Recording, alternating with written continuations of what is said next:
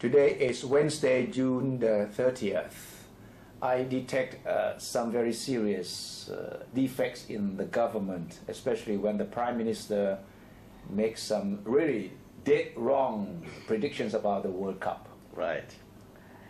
He said that Portugal would be in by beating Spain. Yeah.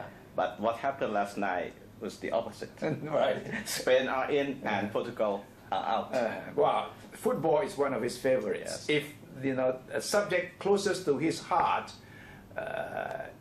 he can't make proper predictions. What about governing the country? Right, and I think he should be more worried about the other developments over the past 24 hours. Yeah, more than football, right? More than football, especially this terrorism investigation and the investigation into the RPG attack, as well as the SI investigation into the funding of terrorism. It seems that the left hand doesn't know what the right hand is doing, or at least in some of the cases you mentioned. Yes, and something strange, really strange happened last night. Yeah. Yesterday we got a big story about police seizing a motorcycle near the military installation in Nonthaburi, where the RPG attack took place. Of the oil tank. Yes, the oil tank. They seized the motorcycle yesterday. Yeah.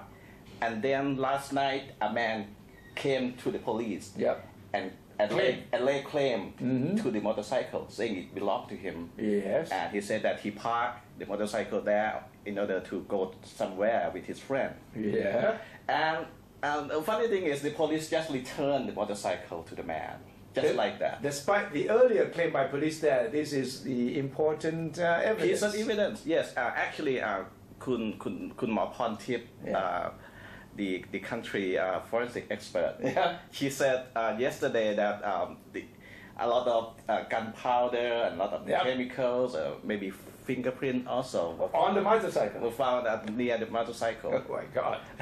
So the motorcycle suddenly disappeared. They just returned the motorcycle to the guy who came to lay claim to it. And this is sort of a strange, and it's not the only one case of I don't know what to call it, but they never seal off the area as a crime scene or whatever. After Saidang was killed by the sniper shot, they never seal off the area, the nearby area. And even what happened after the temple incident, they never seal off the temple as well. So it means anyone can go in and out and tamper with. They didn't cordon off the area like normally what you would do in a crime scene, right? You should have done that. Yeah. Yes. They of course they seal off the BTS station after the Silom attack, but that's very rare case. There's also another snafu in the investigation of the assets Thaksin's relatives. Yes, also something very strange again happened today, because Kun Pintong Tha, her lawyer, Thaksin's daughter's lawyer. The lawyer came to see the DSI today, and said that the money that they make a lot of fuss about was the money that she withdraw in order to return it to the finance ministry. Wow.